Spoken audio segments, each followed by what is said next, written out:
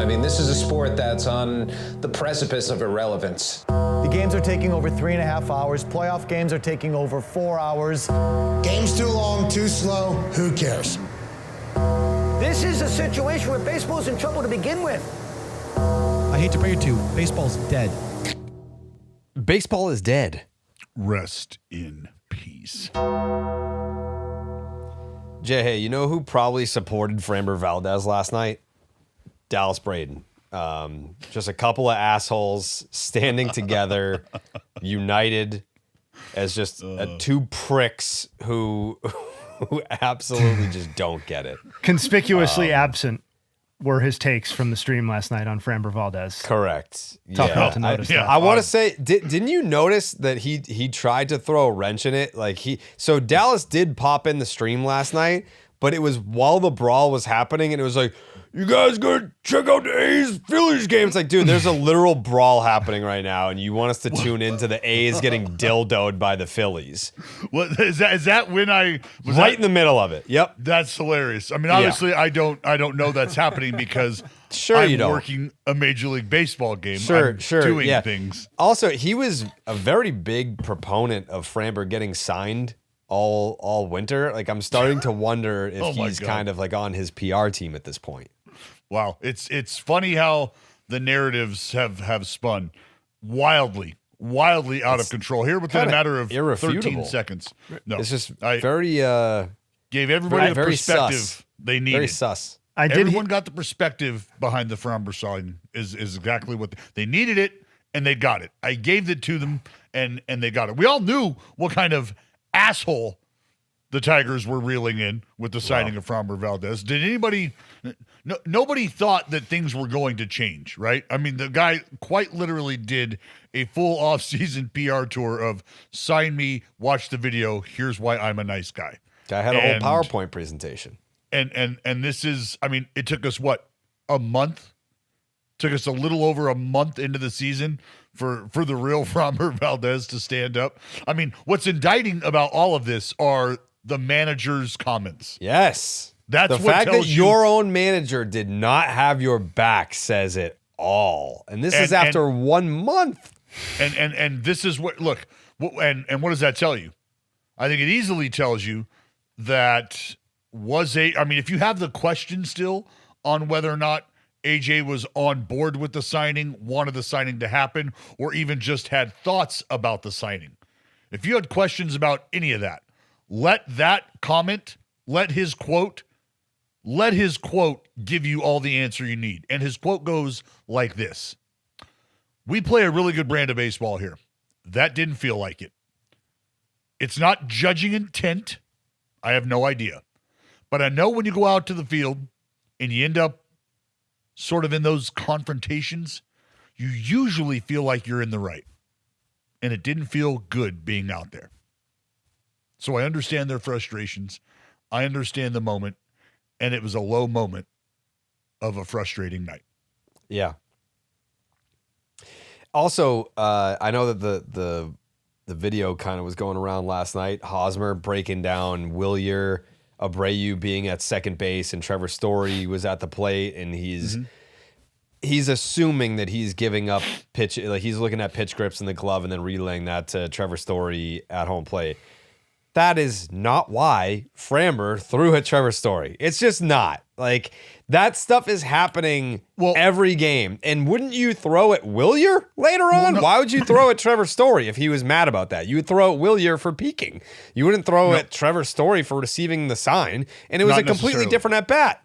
Well, that doesn't have anything to do with it. There's just there's guys that you're going to throw at that, like, I think you go back to the old Tommy Lasorda rant about Kurt Bavacqua and Bavacqua running his mouth and Tommy Lasorda talking about, like, we're not trying to drill these guys. I don't want these guys out of the lineup. I'll send a fucking car to the hotel to make sure Bavacqua's ass is in the lineup. Like, we're not dodging you by any means. We would love to have you in the lineup. But the idea that you're going to be going after your lead dog, like whether that dude is doing well or not, because what happens is And that's all part of that's the nuance in the game policing itself, is because what happens when you drill the captain? What happens when you drill the Jefe? That guy goes back into the clubhouse. That guy goes back into the dugout and goes, hey, come here, young fella. You understand why I just sewed that one on? Because of your ass. So you and I are going to have a talk after this thing. Got it? This didn't happen, though. No, I'm saying what I just did was give you insight to the nuance as to why you might think the wrong guy got hit. It's not always necessarily the guy who is responsible for the action in the moment, to your point being Abreu, who's transferring the signs. I'm going to send this message to the top. I'm going above the head of Wilyer Abreu and where he resides on the food chain in that room, and I'm going to the top of that food chain. You, Story, are going to sew this on because it will be your responsibility to pass along to the rest of your young bucks why, if you're going to do this, you better clean it up, and you better do it in a way where we don't catch on to it right away. You know how this thing goes, Story. You grew up in a clubhouse that had veterans in it that shared these same lessons with you. That's why you drill him and not anybody else. And to the point of why he got drilled, the idea of I think Hosmer linking it to that is because the end result was what? The 2 homers. Right? You give up back-to-back jacks, you get your ass waxed out there like you're at a Brazilian salon, and you're going to have problems. You're going to have issues as the pitcher. And so that's where you tie them maybe having an idea of what pitches are coming to the back-to-back jacks and then smoking Story. That's where it all gets tied together. Why did it happen? Because he got his shit lit. That's why it happened. And he got turned around and ridden out the yard twice in a row. That's why it happened. But if you also feel like there's an element to sign exchanging, sign stealing going on, then you can lump that in with it. So I think what Hosmer's doing is just trying to give insight, because I think a lot of fans don't understand the small detail that Hosmer was outlining, which is how it gets communicated in a day and era of PitchCom, right? We know, and players know this, and if you guys don't know this, let me inform you. The amount of information and the amount of physical visual aids that these players are presented with today, it would boggle your mind. You would go, really? Like, they have pictures from that angle on pitch grips and how guys are coming set at second base? Yeah. How else do you think the pitches are being picked up in a day where it's communicated digitally or wirelessly? You have to look at setup. You have to look at glove height, hand position, all the things I always talk about on how to pick signs. And how are we going to communicate that? Well, the only way to do that is from second base. I got a direct look into your grip. And from there, I'm going to have to relay to my hitter that I do have or that I don't have the signs. I don't have the pitches. And how do I do that? By how I physically set up before we even get to that point. So step one is communicating I do or do not have the signs. Step two is then communicating the signs once I have them. So it's a 2-layered approach that you're seeing Hosmer break down. And that's all that is. Yeah, I get all that. That's just not why Framber Valdez drilled Trevor Story. He's a fucking baby. He's a loser. This has been like, he'll drill his own teammates for less. So yeah, he gave up 10 runs, a couple bombs, and he smoked the fucking next guy that he saw on the first pitch. He's just a piece of shit. Like, you can tell the second that he gets ejected from the game, or he's just like, just walks back to the dugout. Like, I don't think that anyone is arguing intent. Like, it was, you know, what was it? It was his first 4-seam fastball that he threw all year. So, like, yeah, like, no one's arguing intent. I just think it was not some calculated thing of like, oh, I'm going to get the top guy. Anyone could have been fucking IKF standing up there, and he was gonna hit the next guy because he's a little fucking baby. Yeah, he it threw just a happened temper to work tantrum, out the story. and he probably it could, like, you know, it literally could have been anyone standing up there. And I think he was probably just saying like, hey, if AJ Hinch is gonna leave me out here to die so that my numbers suck and I'm giving up 10 runs and you just let me wear it, I'll take myself out of the game. Fine, fuck you. And that's part of that. So that is what I want to talk about, or just what I want to highlight. Because that's the example of selfishness. Yes. That's the example of selfishness, because that's his whole MO. If you give a shit, if you give a shit about your team, if you give a shit about your team, you want to be out there wearing it as long as possible after you've already reached that point of no return in your head where you're like, well, in terms of salvaging this, like, okay, let's say I give up 2 in the first, get through the next couple unscathed, and then I give up 2 more in the fourth. Well, I've given up 4 runs.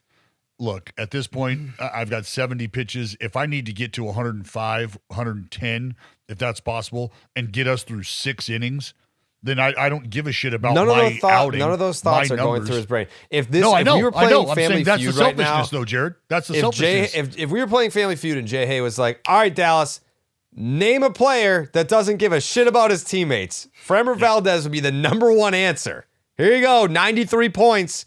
Like, he'll fucking drill his own teammates to prove a point. He's not thinking like, man, I'm getting my shit pushed in right now. This game is over. But if I could save the bullpen, because obviously we had a bullpen day the day before, Tarek Skubal, but we'll get to that. That news came out after, it was the day that we released the last episode, but it was after we recorded. So he had like the surgery for the loose bodies, and the Tigers had to go with the bullpen game for game 1 because Skubal was slated to go, and then game 2 was Framber Valdez.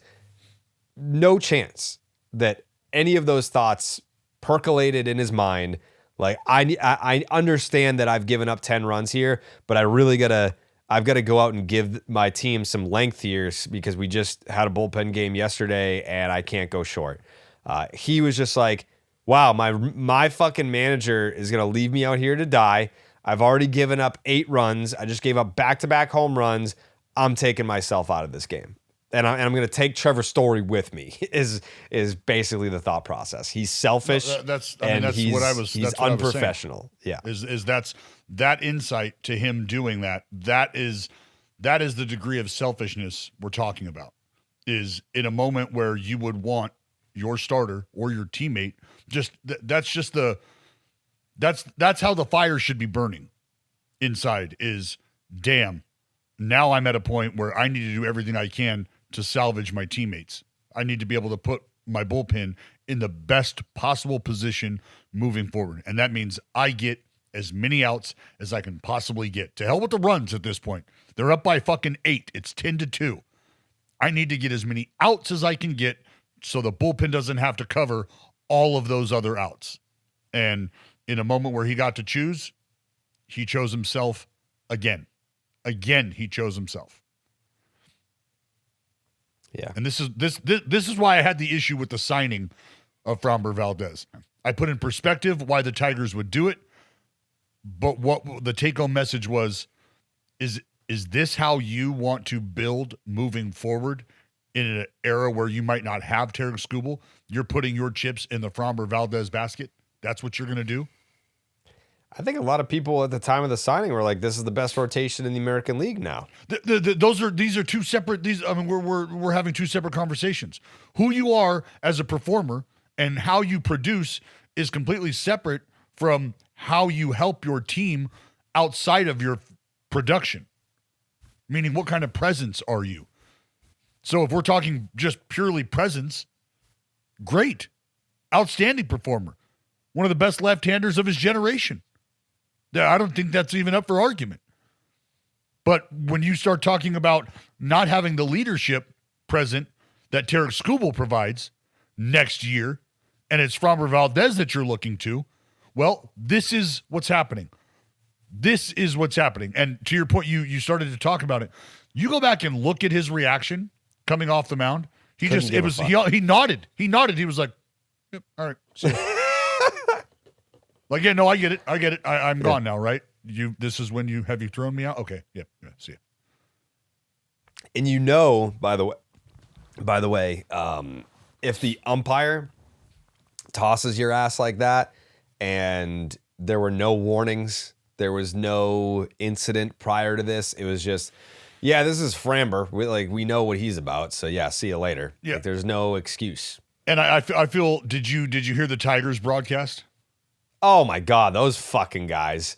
Well, They easy. No. Because Benetti.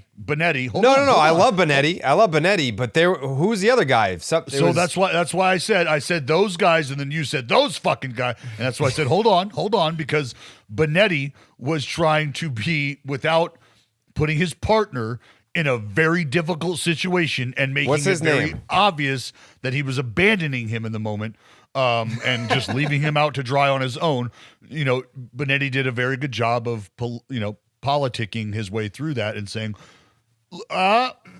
no, but, and, he kind of went on to explain. So, yeah, I think Jason Benetti clearly understood what was happening. And Benetti's great. The other guy had the fucking balls to be like, he didn't throw him at him on purpose. What are we talking about here? It's like, dude, what? What fucking game are you watching? Yeah. I forget his name. I think it's Dirks. Yeah, something like that. Yeah. But I mean, he quite literally is the only person that I've seen. Even Tigers fans. I was saying to Jay Hay on the stream last night, I was like, I really don't want, because I'm going to come at Framber hard here. I don't want Tigers fans to think that I'm attacking them. Like I got no beef with the Tigers, and it's very similar to when Wilson Contreras in 2 weeks, 3 weeks into the season is starting this fight with the Brewers, and it's like, I was like, this isn't our fight. Like this guy's been pissed at the Brewers for 10 years, and he's only been with this team for 2 weeks. Like I don't care about this fight. And like my issue is with Framber. It's not with the Tigers. It's not with Tiger fans. Like, it's not about you here. It's about this guy is an asshole. He's always been an asshole. Has nothing to do with the laundry, so to speak. And until you put it like this, one of the only opportunities you ever have to be the endemic asshole is you're drafted by that team. You come through that team system. Everybody's kind of already got a feel for your personality, what you're about, yeah. And you are looked at as, but you know what? That's our village idiot. All right. I know you don't like him. There's a handful of us in here that don't like him, but he's our village idiot. All right. And we see in moments his heart. We see in moments where he does want to be a good teammate. We've seen that, as fleeting as it may be. We have seen that. And that's the benefit of the doubt you get by being in a place for a long time. Yeah. When you leave, like he did, Pablo Sandoval, and you show up, perfect example, in the place that you're at. This is what happens. You're leaving a place not because you drilled your own catcher, but that was one of the last steps out of the door. You did that, and then we're like, oh, and by the way, yeah, I'm out of here. Okay, cool. So everybody in that room knew who you were.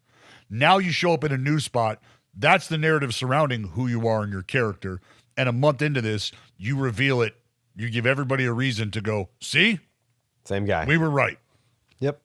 And even like Astros fans. Even Astros fans were in my mentions last night being like, dude, fuck him. Buddy. Like, glad we got rid of his ass. Buddy, Astros players, Astros fans, people closely related to Astros players and fans. No one has his back. His own manager doesn't have his back. Mm-hmm. That's when you know you're a grade A asshole. Yep. You guys covered the stuff on how his behavior last night and all that. What's interesting to me now that we haven't really touched on is, when Dallas was like, this is the guy that you're going to have in the post-Skubal landscape. I think for the first time in a little while, you can have, really earnest conversations about, is this the beginning of a diminishment for Framber Valdez? And like, putting aside last night's ugliness, obviously 10 runs, 7 of which were earned, I believe, is going to jack up your ERA a little bit. But you could have had this conversation before last night's start as well. His ERA, the ERA indicators, the underlying stuff, it's all in the wrong direction.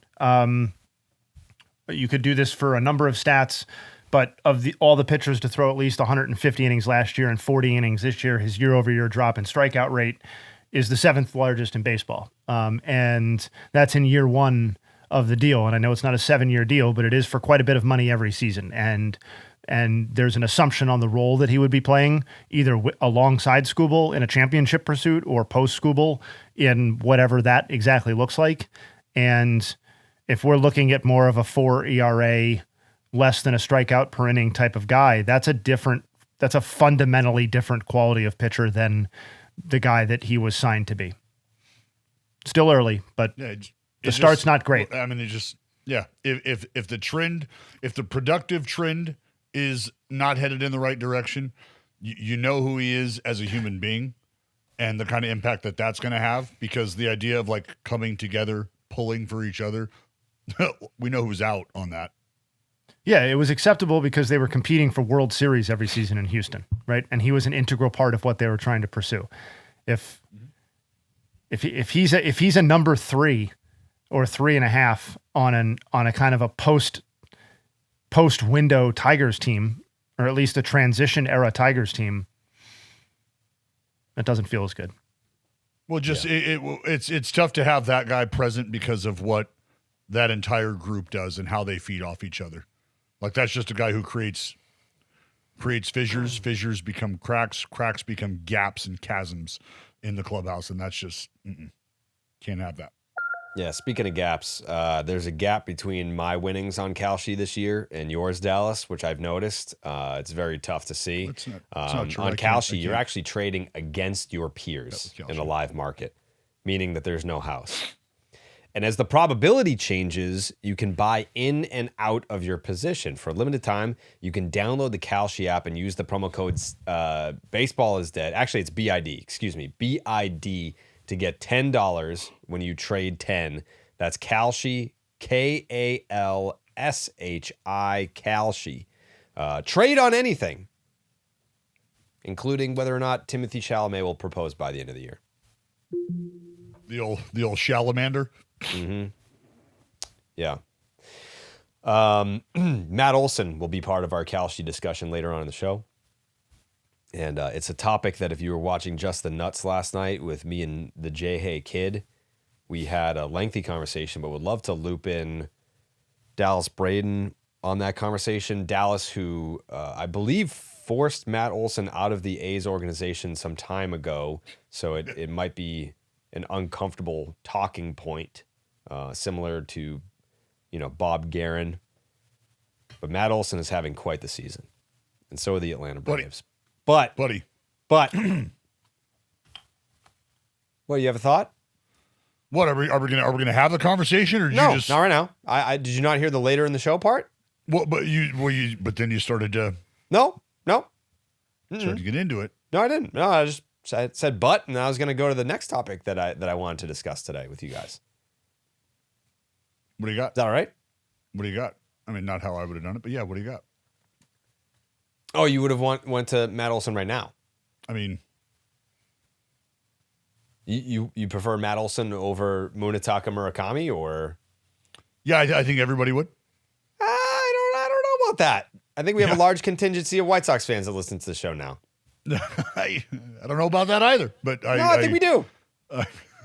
How come you're not wearing your new? You got like a bib or something that you could wear?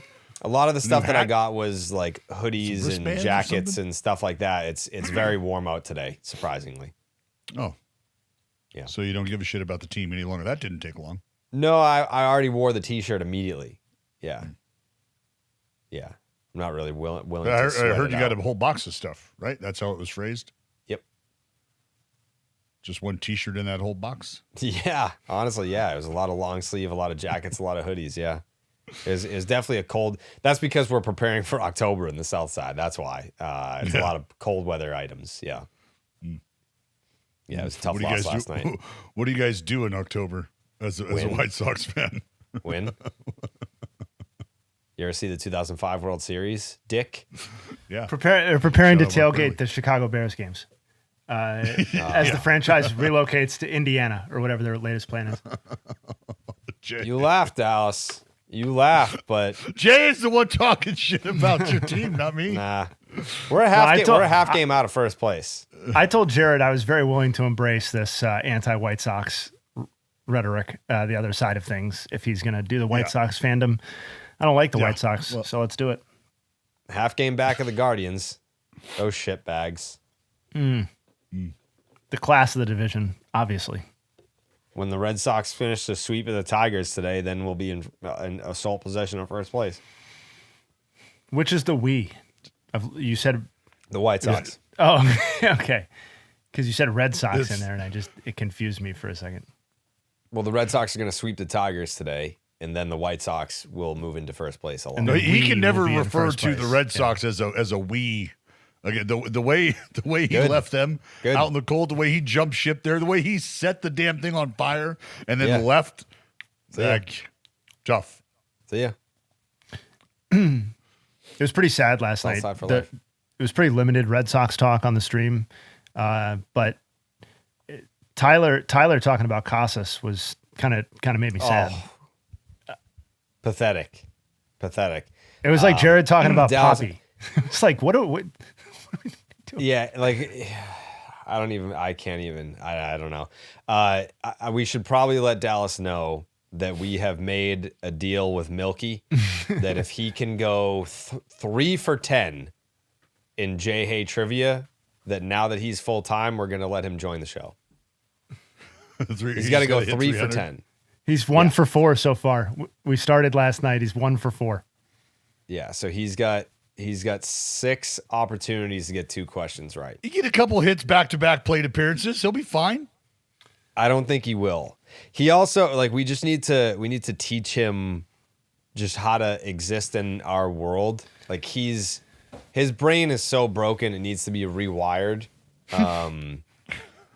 I've tried. Maybe you can get through to him. I don't know that he's just not coachable in my opinion. Wow. You know, sometimes you have to let your wild stallions run, Jared, but there are times where they got to be broken. Yeah. They got to be broken. Yeah. He referred to it as a boa constructor last night. Oh, fuck. Yeah. He's like, what? Yeah. You know the names of snakes off the top of your head? I was like, well, Yeah. some of them. And that's one of them especially for when sure. constricting is how they go about it. Yeah. No. It's quite literally in the name. The Gamboa constructor. Yeah. Oh, fuck. Yeah, This is going to be great. It could happen. I mean, there's a world where, Tyler fills that Joey role. Because we were not in a rush to fill it. It was kind of just like, all right, Joey is focusing on Baseball Doesn't Exist and his podcast and his YouTube channel. We weren't in a rush to fill that seat. But now that T's full time, I think he'd be a great fit, and he would bring a new element to BID, and it would kind of be that one piece that links the two universes together. But man, if he doesn't get those questions right, then I also think he should be fired. I think he's got to go 2 for 6, and then he can join us. And if not, then he loses his job. See, I just came up with a segment where we're gonna need his explanation on shit like the boa constructor and why, how that worked out to be what it is, and I'm gonna call it the Milky Way. I need to hear how the fuck we got here. How did we get here? The Milky Way presented by Dallas and Tyler. How the fuck did we get here, Milky? Yeah, That's a good Milky idea. Way. Yeah. Honestly, might be your best. That might be your best. You got a lot of bad ones. That was a good one. No, I got incredible. No. I can't turn it off. Yeah, the Milky Way. I mean, we could go out to the candy and get a sponsor. I know, buddy. Trust me, that's already been part of the thought process. Yeah, I would hope so. If you're going to come up with the title. The Dallas, one of the questions you got wrong last night was about you. Yeah. Oh, good. He probably had me in a much more positive light, which Well, I can thank and respect. He just didn't have. He just didn't have your. He just didn't have a. He didn't have a grasp of your worst parts. It was.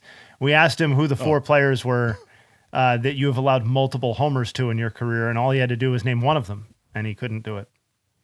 Yeah. That a baby, Milky. That a baby. I got He's 2 like, my guy right just off didn't rip. give up damage like that. That's what he was thinking to himself. No. Yeah, I eventually got all 4, but I needed some hints, but I did get there. See, it's Obviously, bullshit everyone because- knows Maglio Ordonez. Famously. It was Jose Guillen. Yep. It was Former teammate of Jose Guillen.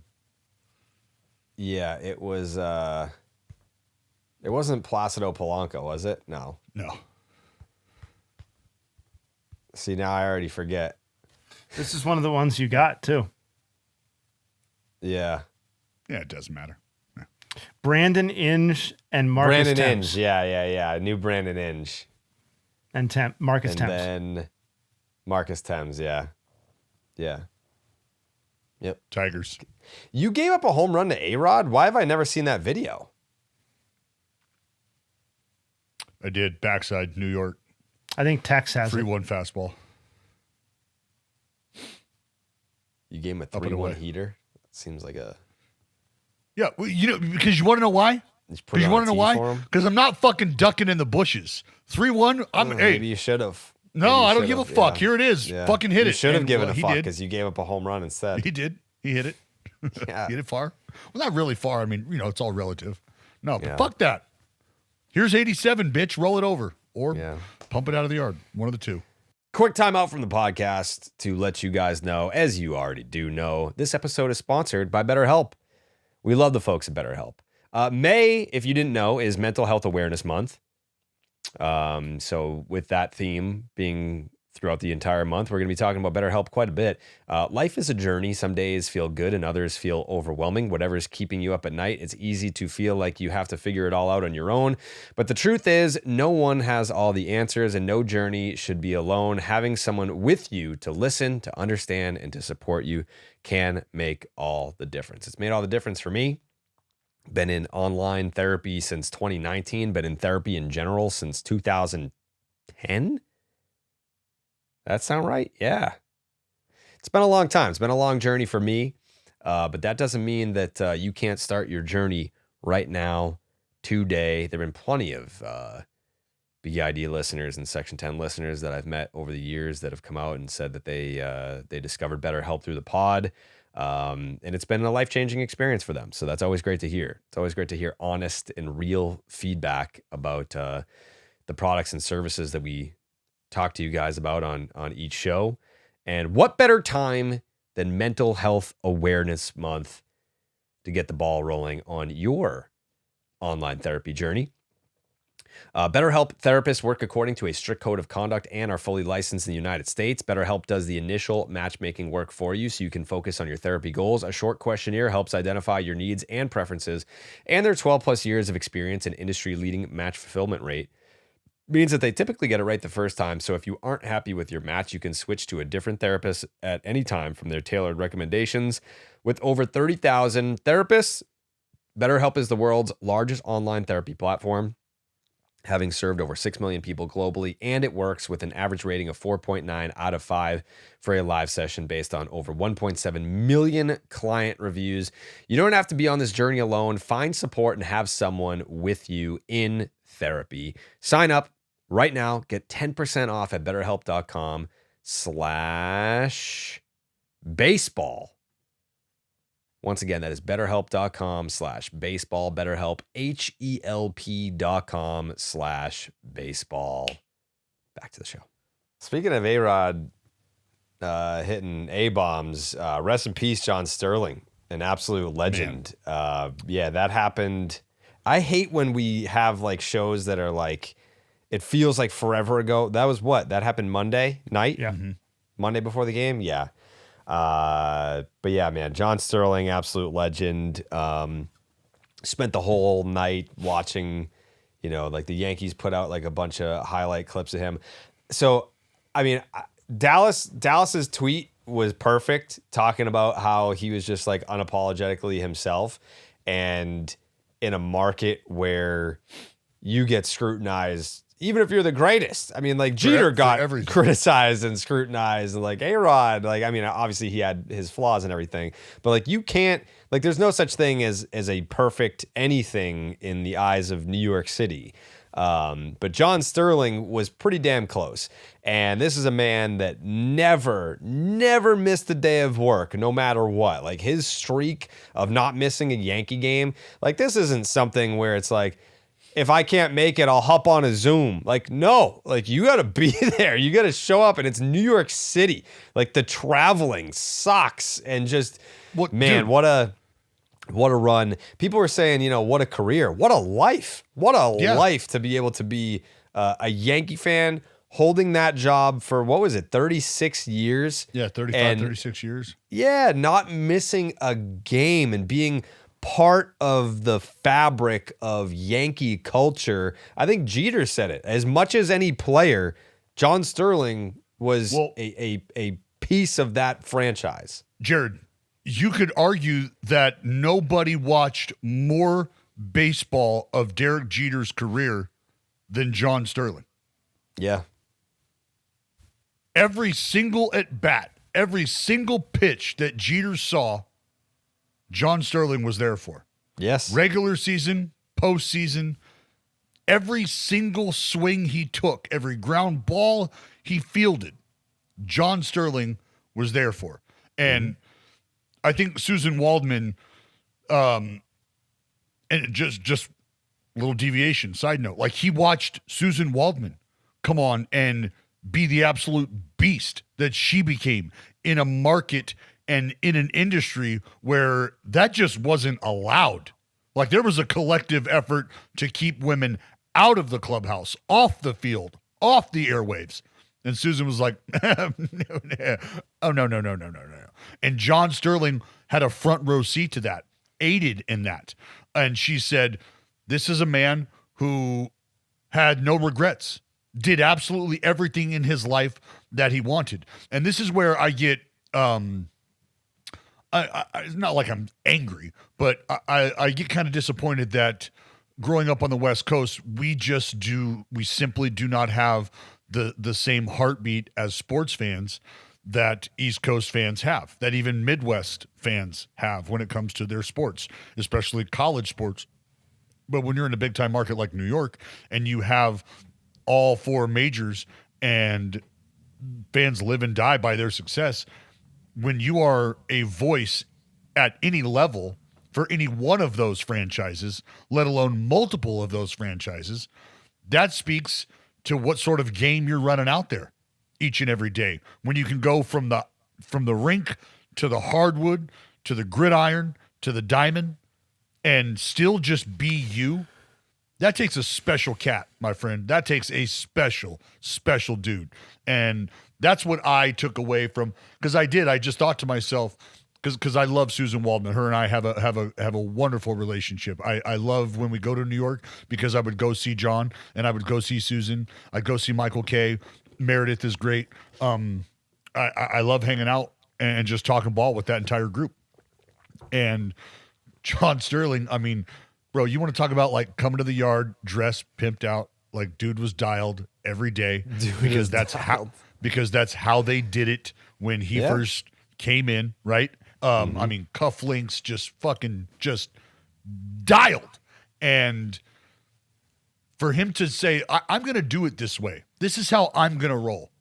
And like it or not, to the point of being the market that he's in, if somebody doesn't like it and the wrong person doesn't like it, well, then your opportunity goes away. And John Sterling stood fast and believed what he was doing and how he was doing it was going to connect with the fans, and it did so. And it did so for decades.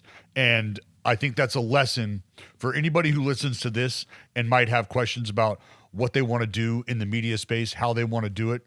I will always remind people to just be yourself. And this was a wonderful reminder to just be yourself, because authenticity and who you are simply cannot be replicated. It can't. Many will try. Many will take the blueprint from the book that you're showing them and try to apply it, and they might find their own niche. And that's the idea, is they're going to find their own. And it's because nobody can be you. Go be yourself. And John Sterling lived that talk. He walked that walk. He talked that talk. I mean, the 30 years thing is it's just not something, the 30 consecutive years worth of Yankees games. It's just not something to breeze by either. Like, we started podcasting as a trio in 2017 and halfway through that season or 3/4 of the way through that regular season. And that would be like us going nonstop until 2047. And just being like, oh, that was 30 straight years of podcasting, guys. Like, a hell of a run, like right. That seems. And we don't do it every day. Correct. And I just missed time to take my family to and we're talking about Sterling not missing a game. And I'm not criticizing myself, but like that is next level, obviously. And just the 30 years thing is just like us doing this until 2047 feels incomprehensible for like lots of reasons that have nothing to do with how much we love baseball or love each other. And it's like, that's how unique that situation is. And I do wonder, like, I didn't grow up with John Sterling. My wife did, my mother-in-law did. Like it was meaningful to them, his impact on the game. And I just wonder how many sports fans, baseball specifically, are going to get to have that sort of long-term relationship where they become part of the real fabric of how you experience the team. How many people are going to get to experience, how many broadcasters are going to get the opportunities to have careers with that sort of runway. And they're, with the way that the media sphere is fractured and X number of games are over here and over here and over here, and fewer people obviously listen to the radio than ever before, I would assume, or at least relative to its peak. That sort of dynamic is going to become less and less, and I think the sport fan in general is going to be worse off for it, even if the variety of options have increased. And Jay, you're experiencing this as a Guardians fan, as the news just came down, a week ago or so, with them peeling back broadcasters, like they're like because of the thumb of Major League Baseball. Right. Now that they're under Major League Baseball's rule, I mean, I don't know what's going on there, but they've just stepped in and said, you're not going to be doing as many games. You're not going to be doing as many games. And that's a very scary thought. That's very scary thought, because I'm not going to say for no reason, but for whatever reason, maybe somebody who isn't as familiar with the connection that these individuals have with the game of baseball and specifically their fan base, they don't even care. Doesn't even matter to them. This is just what we're going to do now. Like that's crazy. And there's nothing, and without even debating the merits of Major League Baseball's input on the Cleveland decision specifically, like whether they're right or wrong about getting this other duo an opportunity, it doesn't matter for the purposes of this conversation, because there would have been executives along the way, I'm sure, that would have found John Sterling's style or John Sterling and Susan Waldman together to be not what we were looking for in the new era. You know what I mean? Like and they would have been mistaken and they would have made a bad decision if they were allowed that sort of input. I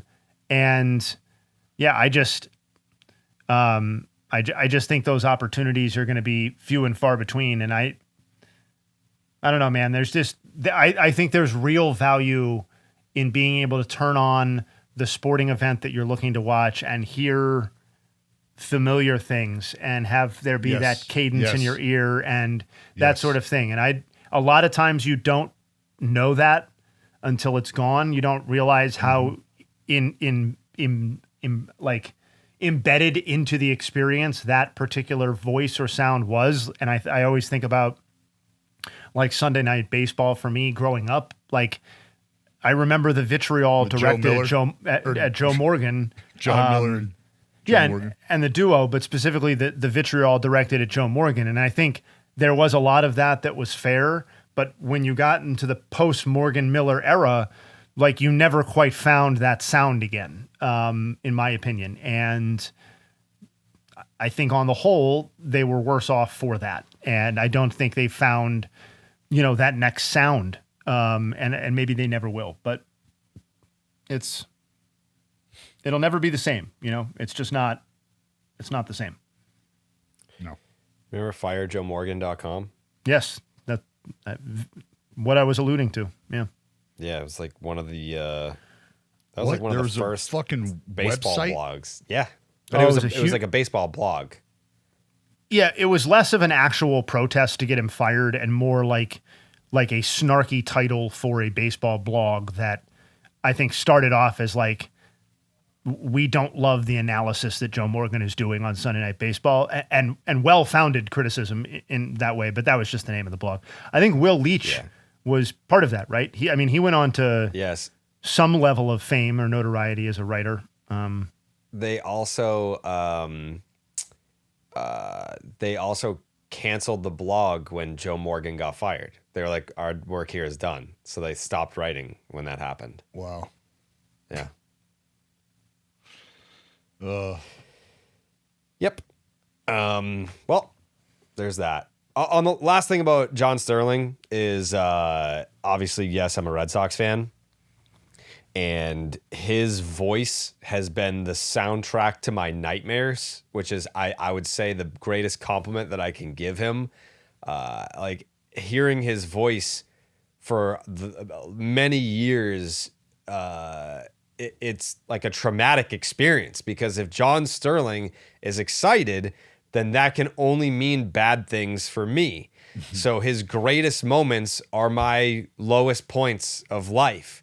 It took me a long time to be able to go back and listen to like his calls from like the 2003 ALCS. Like those still haunt my dreams.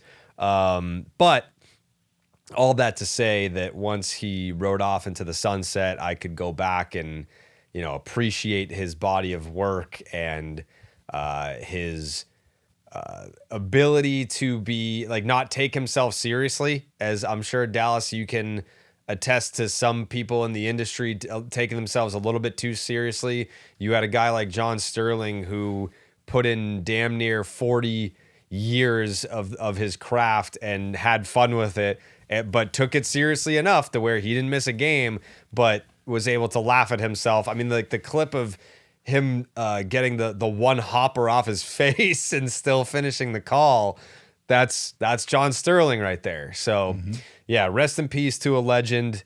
Yeah, sad day in the baseball world, but I think when people, I think people who knew him personally, I get why there were a lot of tears, but I think for baseball fans, there was a lot of positive, happy energy to just celebrate his life, So rest in peace, John Sterling.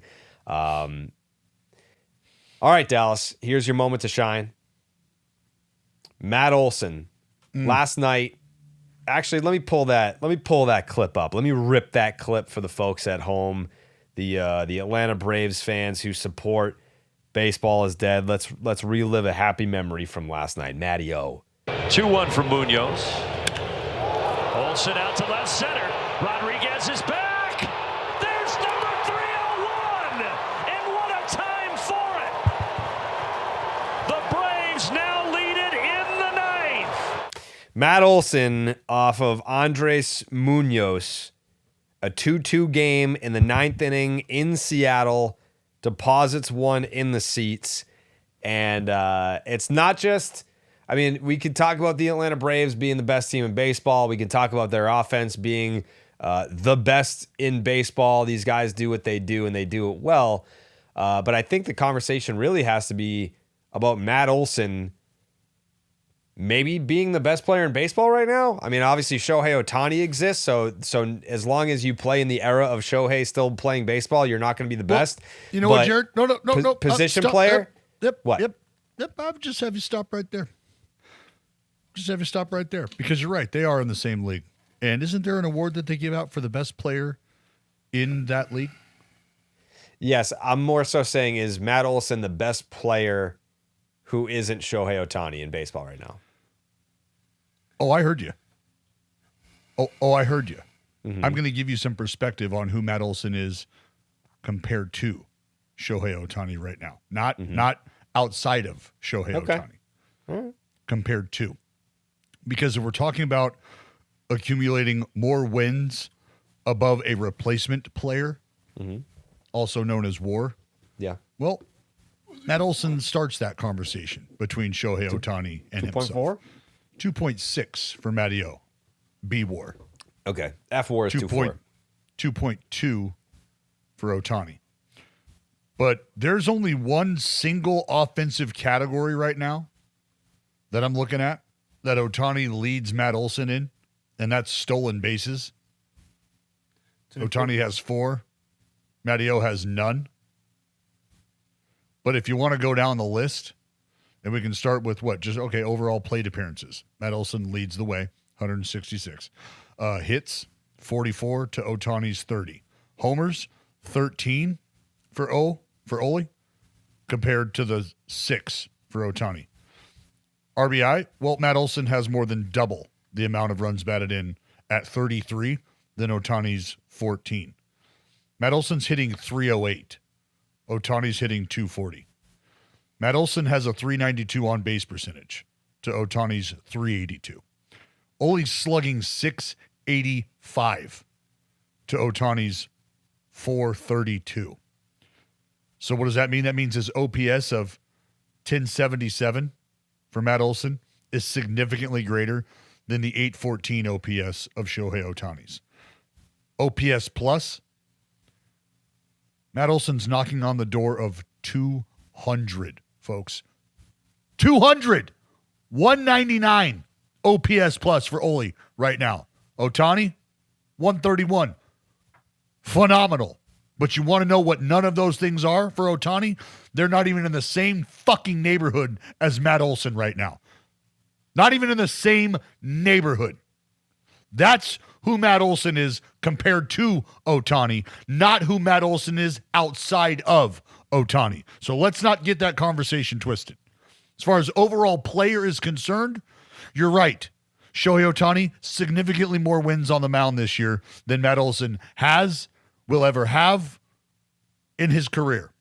That aside, Matt Olson does one thing in terms of offensive perspective is concerned. And he's doing everything better than Ohtani. That's who Matt Olson is.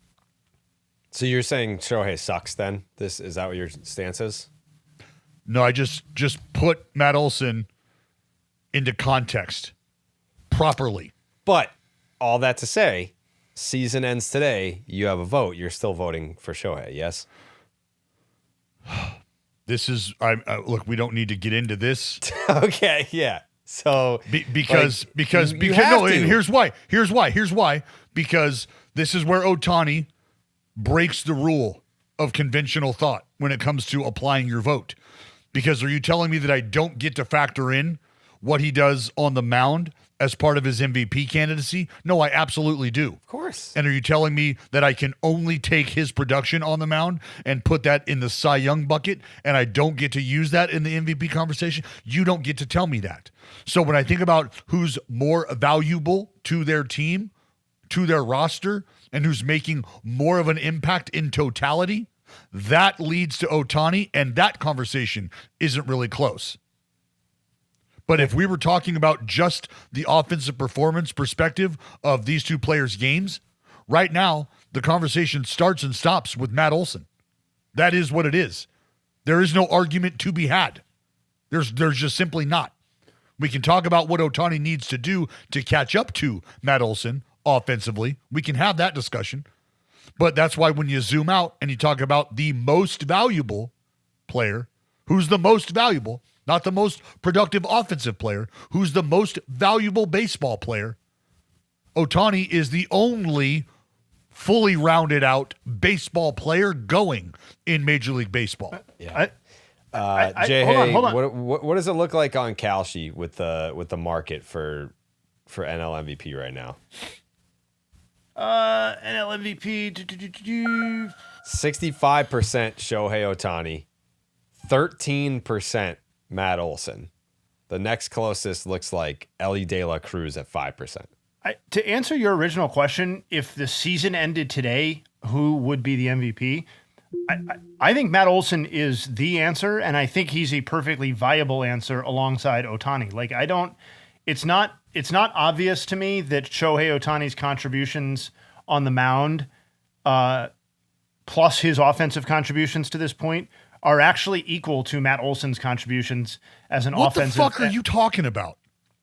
What do you mean? What am I talking about? I mean, if you just look at, listen, this doesn't have to be the end all be all of the conversation, but if you look at wins above replacement, which is what we were predicating the conversation on to begin with, Matt Olson is at 2.4 F4, full picture. Shohei Ohtani is at 2.0, offense plus pitching. So that alone would suggest that it's very much a conversation.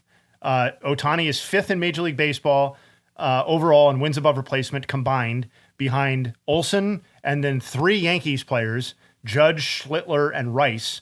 Obviously, this is all marginal because it's 0.1, 0.2 WAR.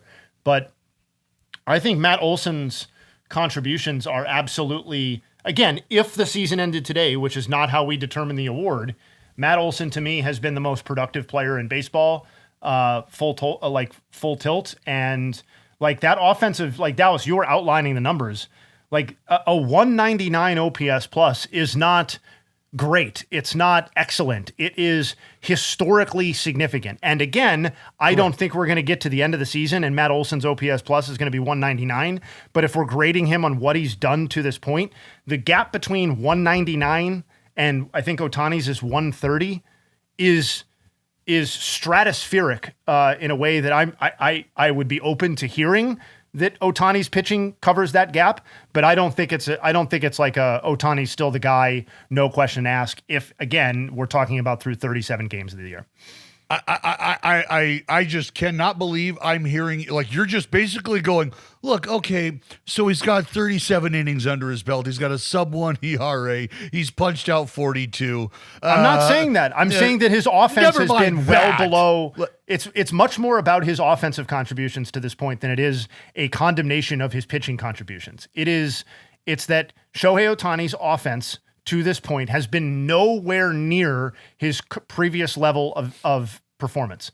And so correct to be like, oh, it's Ohtani and he's just being Ohtani plus he's being a dominant pitcher is not the full picture. It's he's being a dominant pitcher and he's being what, 75%, 70% of what his previous offensive levels were. Like, I'm not saying he's not going to get back to that level or that I wouldn't take Ohtani to win the MVP over the remainder of the season, but that's not specifically what we were talking about and not the argument that I'm making that Olson to this point has been as good or better than Ohtani full picture. But the argument that it sounds like you are making is one that just completely eliminates everything that I just said about why. Your microphone came unplugged somehow. I'm not putting him just in the Cy Young bucket. I laid out what his wins above replacement were combined for hitting and pitching. And I'm saying in the MVP conversation, factoring in his pitching, which is something that because of his unique skill set is only relevant to him, he's still not as valuable as Matt Olson offensively and as a first baseman. And obviously the numbers here are close enough where you can say, I don't care about a gap of 0.4 wins above replacement, but like, I don't think we can just say that it's still Ohtani's unequivocally through whatever it is, 25% of the season, 24, 23% of the season. So Shohei, like he's pitching once a week. He's like Tuesday is basically Shohei day on the mound. Do you think that Kalshi users forecasting Shohei to win the MVP at 65% feels right? Or do you think that that's a little, is that ambitious? Is that just, hey, it's Shohei Ohtani, who else is going to win? That's just like, that's the guy who wins the award. So I want to be there to collect my money when he does it again. Yeah. I mean, I think that's still where the smart money lies. It also feels to me like whatever 13% for Matt Olson feels a little bit low. Feels a little bit low for where, and just like the other, not that team wins are a huge factor in MVP voting in 2026, but it's not nothing.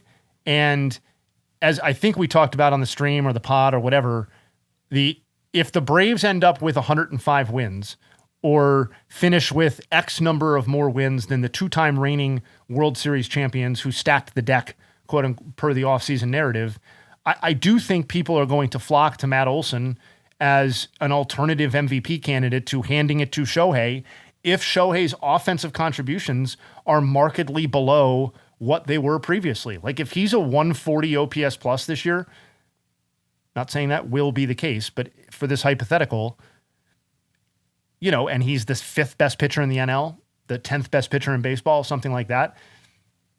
I don't know. I think it's an open situation.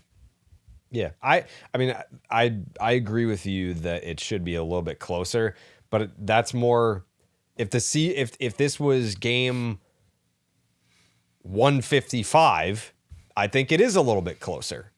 But I think it's mostly fans are just looking at this saying, great start for Matt Olson, but Shohei's still Shohei, and I'm still riding that wave for as long as I can. But and one of the obstacles that Matt Olson is facing is that he is a first baseman, and he might be an excellent one, but it is a little bit more difficult, I think, in the modern era to craft an MVP candidacy for a first baseman. And he's probably one of the best suited current first basemen to get to that point because he's not a stiff defensively and can add real value defensively to his case. But that is a minor hurdle that I think he's going to have to deal with at some point up against an Ohtani, a multi-positional Swiss Army knife weapon like Ohtani, or even like a third option like Ellie De La Cruz, who's going to be a little bit more dynamic at a lot of the things that he does. So it almost feels like we're parsing down the MVP conversation to middle infielder / outfielder candidates, and that's it. Because, you're going to dominate on the mound and be a Cy Young candidate? That's not quite enough for me. You're a first baseman with an OPS plus nearing 200? Well, you're still just a first baseman, so I'm not quite sure how much weight that's going to carry. Like, what the fuck are we doing? I don't understand. What are you talking about? Well, first of all, there is very recent history for a first baseman having hurdles to overcome to create a statistical candidacy to win to MVP. So I'm not making this up.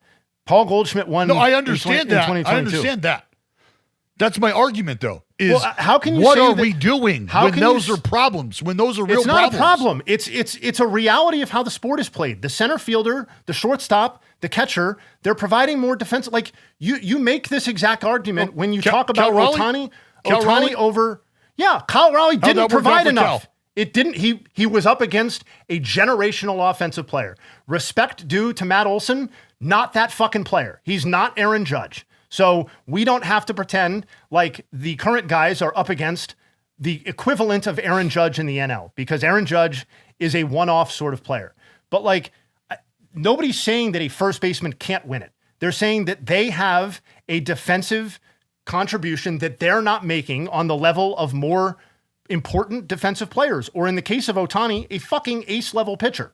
So like that, I don't know how we're acknowledging that Ohtani is adding value by being a pitcher, and that's relevant for the MVP conversation, but a shortstop or a center fielder or a catcher adding value defensively, or all of the intangible reasons that you and others cited for Cal Raleigh last year, how that isn't relevant in the Matt Olson debate eventually, or potentially relevant if he's not head and shoulders above everybody else. This is why my conversation and my argument for Ohtani and what he does on the mound will never go away. I will always die on that hill, because if you want to laud the defensive efforts of the individuals behind him who are playing shortstop or who are playing center field, you want to know what they don't get to do? They don't get to perform if Ohtani isn't taking care of business on the mound, or pitcher X isn't taking care of business on the mound, meaning their great plays and their defensive value on the day that man takes the baseball and he goes out and does what he has done in the fashion that he has done it so far this season. That is exactly where the value comes into play. And I'm not speaking to you, Jay, like this, like you don't understand this. I'm speaking to the forces that have allowed this part of the conversation to just get cast off like it doesn't mean what it means, which is why every player that has ever played the game at this level will tell you that dude is still the most valuable, because nobody in their right mind is even trying to go out and do what he's doing in terms of hitting and pitching, and at times doing it on the same day, because we've seen that take a back seat this year. Like, just all of that together puts in perspective for anybody who's ever played the game at this level, how valuable that dude is. Nobody overlooks that. But I think you're overestimating the level of people that are saying that he's not that guy. Like he hasn't. I was talking about his diminished offense. He has an 814 OPS right now. An 814. That is 200 points lower than it was last season. And Kalshi and every other market that you're going to look at right now is still in consensus that he is the odds-on, clear-cut favorite to win the MVP. Right. So like he is way different than what he was last year offensively. And still, the markets are telling you that this is the guy who's still the most valuable or the best bet to be the most valuable player in the league. So I would say, I understand what you're saying about like hold the fuck on. Like, let's not take Ohtani for granted. Let's really remember what it is that he's bringing on a holistic level. I agree. And also I think people still agree that a diminished version of Ohtani is still the most valuable player in the league, and that Matt Olson's bar to overcome that, or whoever it ends up being, is exceptionally high, and it's going to take a generational offensive season for Matt Olson as a first baseman. Or if Ellie De La Cruz is going to craft a case, it's going to be what we were talking about on Monday's pod or whatever it was, where he's getting to 40 plus homers and 50 plus stolen bases, and you have to take it away from Ohtani, as opposed to the previous instances of Ohtani where you had no fucking chance of even doing that. He's maybe allowed a little bit of a window here, but it's still incredibly narrow per everybody who's following the sport. This is how the conversation went when he first got here. Remember, I asked, what do we do? What do we do with a guy who perennially gives you 15 to 20 starts on the mound, has a 3.5 to 3, is dominant, so you see the strikeout numbers, and then hits 270 with 25 plus? Yeah. You mean to tell, like, he has far exceeded that level of productivity. Is that fair to say? Yes. So then if that is the diminished version of Shohei Ohtani, is that still not the most valuable player I think that's playing the game of baseball?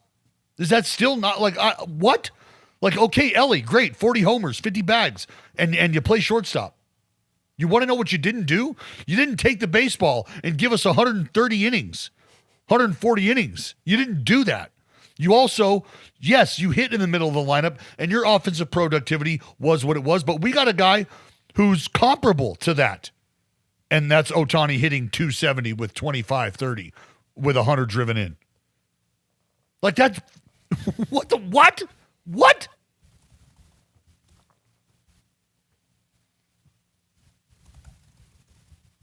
Anyways, okay, so you can download the Kalshi app and get in on that action.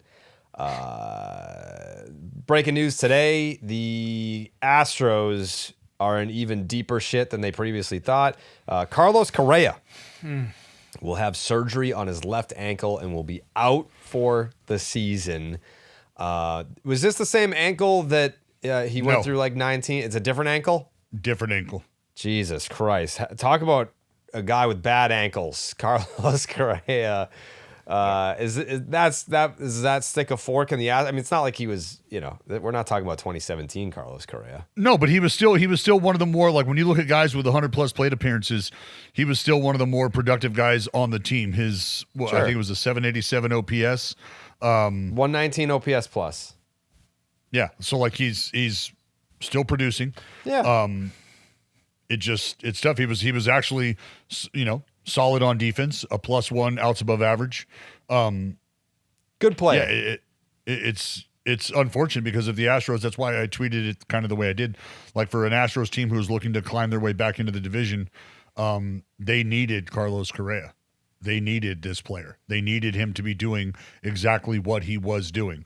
Not even sure that you could ask much more of Carlos Correa at this point, but he was giving you everything that you would want from him in the moment. Sure, is there a little left to be desired? I guess if you have aspirations of a 2017 Correa walking through the door at some point this season, then maybe. But all things considered, he was playing above average defense. He was doing well in the middle of that lineup. And this now is an element that I'm not sure that the Astros are prepared to readily replace. Yeah, I mean, that's fine. They fucking suck anyway. I'm sure they're 15 and 22, negative 27 run differential. I mean, they're in a complete shit division. I mean, like the A's are in first place. They're game over 500 with a negative 18 run differential. So, I mean, I guess the Astros could get hot and win that dog shit division that has like a fraud first place team right now. But it's going to be tough to do without Carlos Correa. We'll see. I also feel like, sorry, just quickly, I just feel like everybody had the feel goods about that trade when they made it with the Twins last year. And I think if I could have a redo on that, I think I would look at that with a little bit more of a critical eye. And the amount of, he did his job. He held his end of the bargain when he was on the field. But the Astros took on a significant amount of money to facilitate that transaction. And I believe they owe something like $50 million on Correa's contract for next year and the year after. Forget about the rest of this season. Like, that's not an insignificant amount of money for a team that was paring down from the heights of its spending and maybe didn't have the infrastructure to absorb $50 million in, I won't say dead money, but money that will certainly look diminished from here on forward, from here moving forward. Correa is a disappointing one for me. I thought that was a future MVP candidate at one point, and he still had a fantastic career, obviously, but we're obviously never getting that version of the player.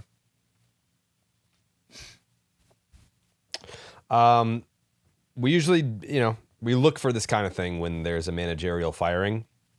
Just really quickly, wanted to highlight the Philadelphia Phillies are 6-1 since firing Rob Thompson, who, by the way, I know we talked about it at the time when it went down, but I thought it was awesome that he was like, yeah, I love this organization. I'd love to just move upstairs and keep a role in the front office. He's like, this is the organization that I want to be in no matter what. So very cool to have that experience. But yeah, the Phillies are 6-1 since firing Rob Thompson, and they would have the best record in baseball over that span if not for the Cubbies. The Chicago Cubs have won 7 straight games, 13 straight at home, back-to-back walk-offs for the Chicago Cubs. Is this a team that, because I believe, did we all pick the Brewers to win the Central this year? No, I picked the Cubs. Okay, so the Cubs right now have a 2.5 game lead on the St. Louis Cardinals, who I don't expect to hang around, and same thing with the Reds. The Brewers are 5 games back of the Cubs. I do expect that to become more of a dogfight, but right now, the Brewers are doing what they're doing without Churio, without Yelich, without... Who else are they missing? There's a third important piece that they're missing. Who, the Brewers? Yes. Vaughn. Priester? He literally just hit a 3-run home run right as I said that. He's back. He's back, baby. And he just hit a home run. It's like he could hear me. We just connected telepathically. But yeah, Chicago Cubs are rolling. Any thoughts on the Cubs? Yeah, I have some thoughts. Yeah, let's hear 'em. I think the offense is, we had some injury concerns or some developments on the pitching side. And I think the one thing that we as a podcast were leaning on was the offense, the position player unit, and being able to carry at least for extended stretches. And I think by and large, that's what's been happening. Since Suzuki came back after a delayed start, he has been one of the very best hitters in all of the NL. I outlined with some level of detail what Ballesteros has been doing offensively, and that since he returned from the minors in early September, it was either very late August or early September of last year, I can't remember. He has been up until this point has been one of the very best hitters in the NL. Just fucking keeps mashing, and the Nico Horner extension, I think for total dollars. Didn't catch me off guard necessarily, but it was a case where like the guy seemed to be getting fully compensated for the way that the advanced stats were valuing his contributions, his broad base of skills. Like, it wasn't, oh, he's taking a discount because people don't know how good Nico Horner is. It was like, people seem to know he's getting a lot of money, and he's been nothing but one of the 3 or 4 or 5 best overall position players in the National League off of signing that extension. So, and they're still, like, to me, if you look at the offense, like, they're not maxing out what they're giving, because Michael Busch, last night notwithstanding, has been pretty dog shit on the season. And he was a huge contributor for them last year, obviously came through in a big way yesterday. And Pete Crow Armstrong, like, Yeah. at this point, and I'll lay out after this, I don't know where the offense is going to kind of level out based on the first half of last year, what he's done since, what he did before.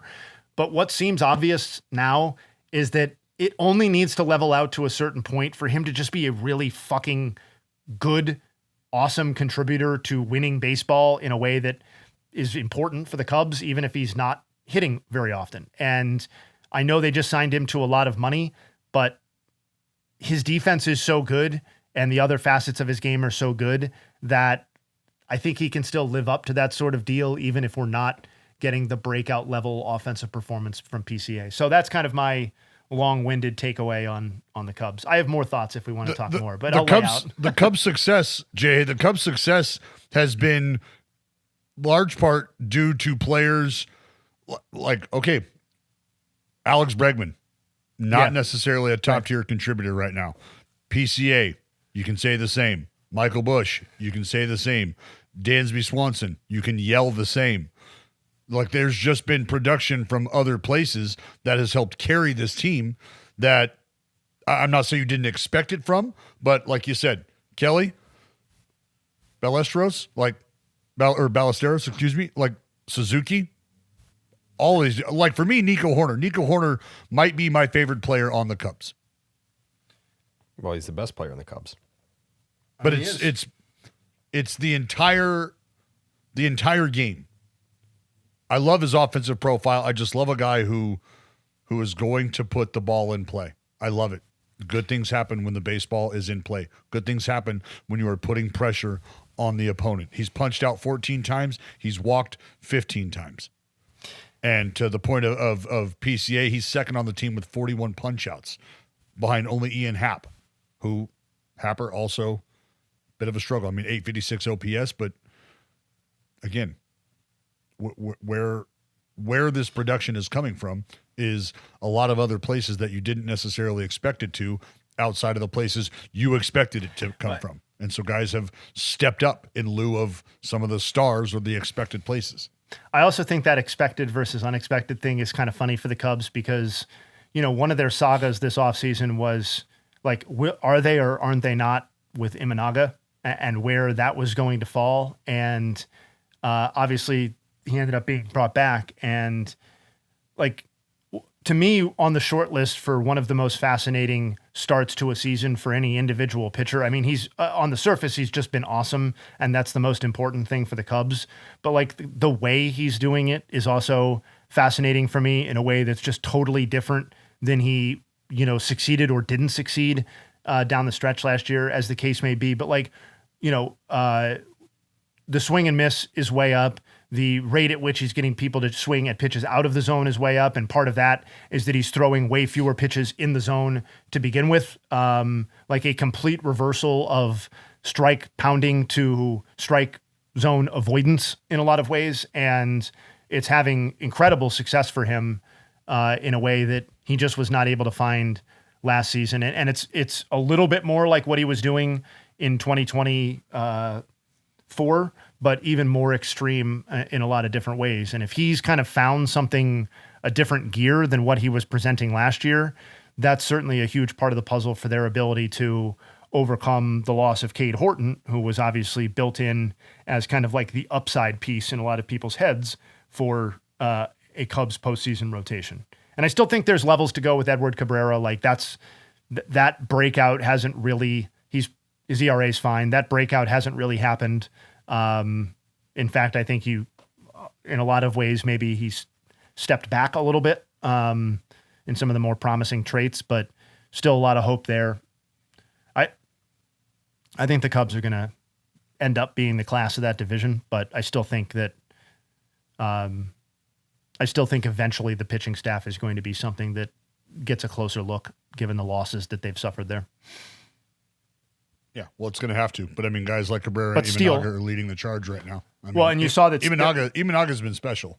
43 punch outs, 10 walks. I think I saw Steele had a that's, setback too, right? Yeah. Did he tweet about that himself? I thought yeah. Sutcliffe did. Or did Steele get around to tweeting it himself? He said, it's a long, okay. Well, this is obviously frustrating on many levels. It's hard to put into words the emotions and mental state that something like this can leave you in, nor do I want to really. I just know I've given 100% and have done everything that's been asked of me. At the end of the day, that's all I can do. But some things just can't be explained. For a lack of a better term, shit just happens sometimes. In the same breath, I know I am one of the best pitchers on this planet, and I will get back to that and even better. There has never been a backup plan. There's always been baseball, and it will remain that way. God hasn't dealt me anything I can't handle. God saves, Jesus Christ. God saves his toughest battles for his strongest soldiers. God and his son, Jesus Christ. Like, we're gone into like a full religious rant here. God and his son, Jesus Christ, have my back, and at the end of the day, that's all I need. I also want to say thank you to everyone who has shown their concern and has reached out. It really means more than you know. Truly a blessing to have the support. Miss being with the guys every day, miss all of it, and I will get back to it. 35. Okay. So we'll see. Yep, we will see. Yeah.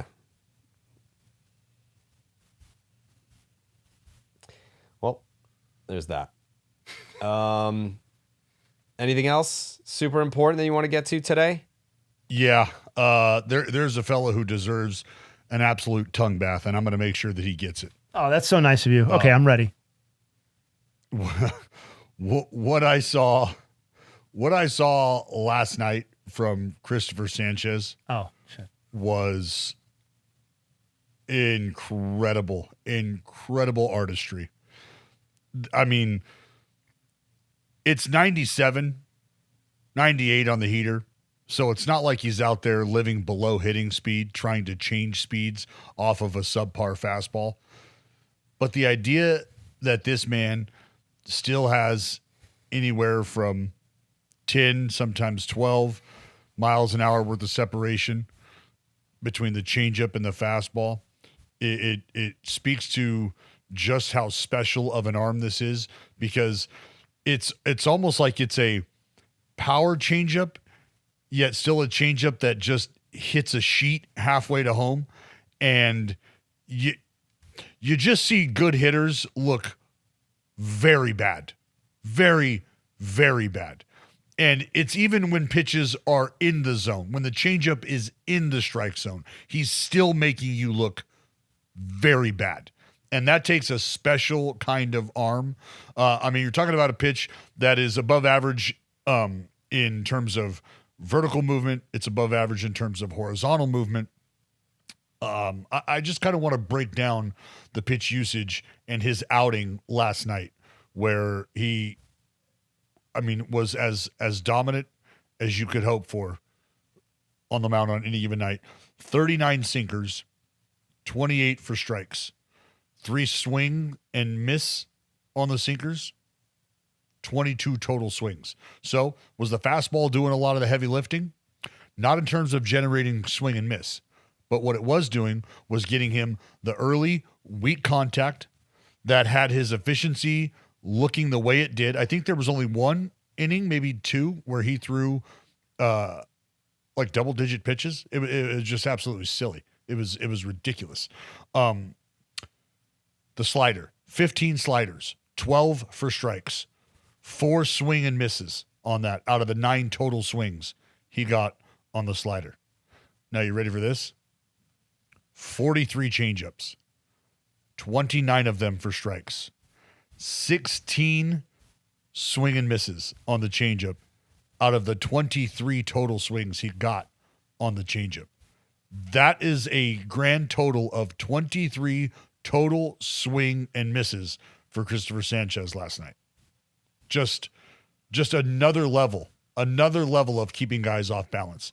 As far as getting ahead goes, 21 for 29 first pitch strikes. Just silly. It's 0-1 before you even step in the box.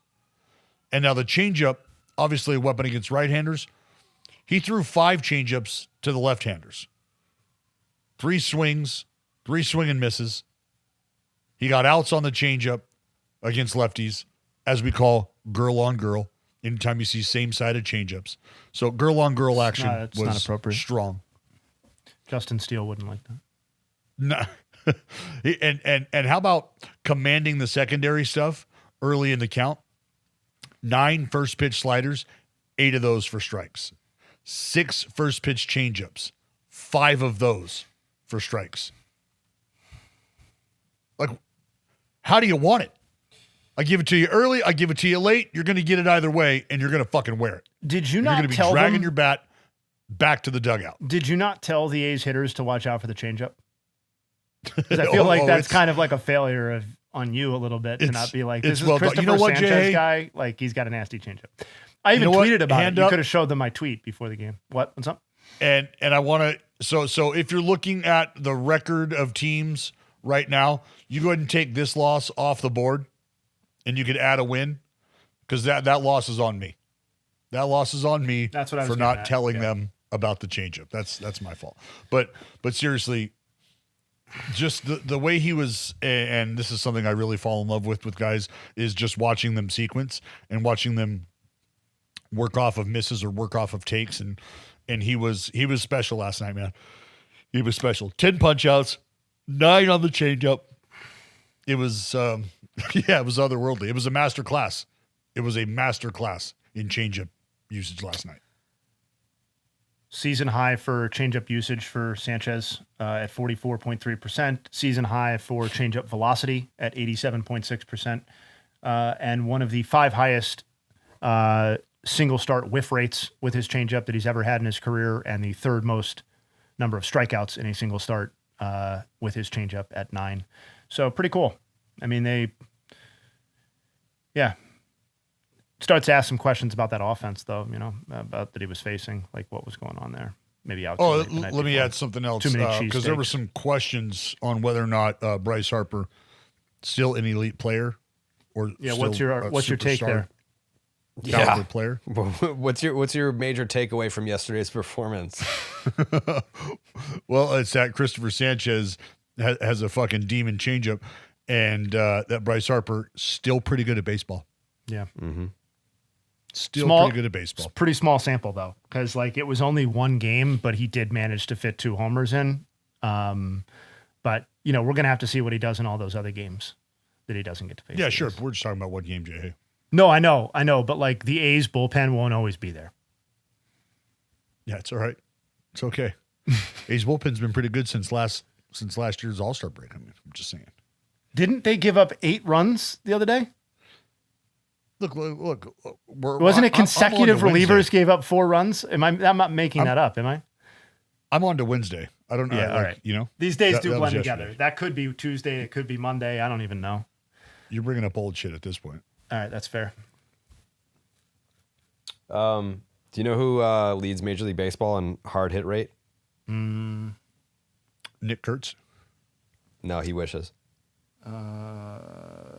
He leads the league in exit velo. Ben Rice. He actually does not lead the league in exit velo. That's James Wood. You sure about that? Yes, he leads the American League in exit velo. Okay. James Wood, O'Neal Cruz. I'm going to guess, given how slanted your coverage has become, that the answer to this question is Munetaka Murakami. Yeah, that's correct. Leads the majors in hard hit percentage. Munetaka Murakami is tied with Nick Kurtz for the 4th best exit velo in the American League, or excuse me, in Major League Baseball, 1st in the American League. Hits the piss out of the ball, they're saying. Cool. I wish. Oh, you know what, Dallas? Let me run this one by you, fucking dickhead. Last night we were talking about potential landing spots for Logan Webb. I think the A's are the perfect fit. Yeah, buddy, I would have no objections. That's I would have basically, it's 2.5 years for like 60 mil. That's perfect for you guys, you broke bitches. I would have no objection. The only problem is that that's the remainder of this year and the next year, and the next still year. one year shy. What's that? And the next year. So 28. Yes. So the remainder of 26 into 28. So yeah, he could open up the new ballpark. Yeah. I think it's a great fit. I would have no problem bringing Logan Webb into the fold. Yeah, he's like 95th percentile in ground ball rate, and you guys have a really good infield defense. I think it's it's a great. This is and if I'm being honest, we have a guy who I think eventually, as he continues to grow and get better, could profile as a Logan Webb type in JT Ginn. I was having this conversation with Shooter the other day. Like, hey, in my mind, you can go and be a Logan Webb type. You've got a devastating ground ball pitch with your sinker. It's a pitch that you can get swing and miss with as well. We start to iron out some of the other things in your repertoire. Now you look at how Logan Webb goes about his business. And it's okay to live and die with the sinker when your sinker is as much of an outlier as it is. So get your ground balls, force the action in the middle of the plate, let the chips fall where they may after that. And as you start to develop the secondary stuff, we can start to identify moments where we need to go for the punch out. And I think Logan Webb has shown how successful the combination of being an elite ground ball pitcher and also learning how to develop when to punch guys out as a tool can be. So I would love nothing more than for Logan Webb to go ahead and bring those ground balls to the green and gold, because they're going to get gobbled up. They're going to get turned into outs. Mm-hmm. And I think the direction of the Athletics and the direction of the Giants, two ships passing in the night. Hear you loud and clear. You're ready to gobble up Logan Webb's balls. The infield. The infield is. I'm rooting for you. Jay, hey, you got a final thought, Nugs? Don't know if you saw, earth-shattering, Chris Paddock was designated for assignment. Yeah. I have it on good authority that he's coming back as a reliever. But nevertheless, he was dealt last year at the trade deadline by the Twins.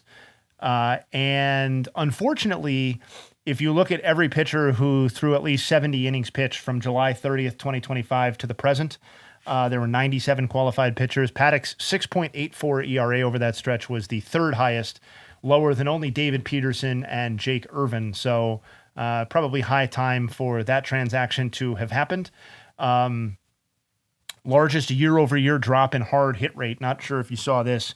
Cal Raleigh far and away leading the charge there in terms of year-over-year drop. There's probably a whole conversation to be had on one of these podcasts about Cal Raleigh at some point. Matt Chapman and Rafael Devers, though, the real reason for the tweet, they rank second and third in largest year-over-year drop in hard hit rate. So tough time to be a Giant. They have about $320 million committed to Devers and Chapman through 2033. The Framber Valdez covered on this podcast. He's the first Tigers pitcher to allow 10 or more runs in an outing of 3 or fewer innings pitched since Jeremy Bonderman on July 29th, 2007, almost 19 years ago. And would you believe that he's the first Tigers left-handed pitcher to do that, 10 or more runs in an outing of 3 or fewer innings pitched in over 100 years? Bill Bailey on June 29th, 1918. So a real rarity from Framber last night. Sandy Alcantara, he was back, but maybe not. 0.74 ERA through his first 3 starts this year. That included only 4 walks and 86 batters faced. Over his last 5 starts, including yesterday, he now has a 6.92 ERA, including 14 walks and 132 batters faced. So I believe he had 3 more walks and 4 1/3 last night. So a little bit of a lost strike zone there. We'll see whether he's back. Brian Bayo is the first Red Sox pitcher to have a relief outing of 7 or more innings pitched and no more than 1 earned run since Tom Bolton on July 1st, 1990. T-Bolt. Cristopher Sanchez, first Phillies left-handed pitcher to have a start of 8 or more innings pitched, 0 runs, and 10 or more strikeouts since Cole Hamels on July 25th, 2015. I'm going to have to dig into it now because I'm curious. and I'm not sure exactly how you quantify this, but like the Sanchez Luzardo 1-2 punch as lefty pitchers in the same rotation, it has to be rare, at the very least, in the sort of nastiness and swing and miss that's generated by those two. I'm not saying it's the best left-handed combination that we've seen in recent years, but it's got to be something, and I'm going to figure out what it is. Byron Buxton homered again last night. He's now got 11 homers over his last 19 games, the first Twin to have an 11 homer over 19 game stretch since Nelson Cruz in 2019. And those are the Nugs. Thank you, Justin Havens. All right. We will be back tomorrow. Family Feud. Wow. Dun, dun, dun, dun. You guys are going to... Yeah, Family Feud tomorrow. Baseballisdead.com for your merch. There's more coming. Excited for that next drop. It's going to be hats. It's going to be good shit. Make sure you follow us on YouTube and subscribe on all your podcast channels.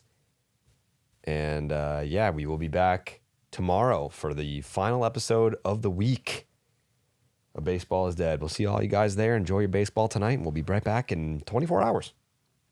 We go.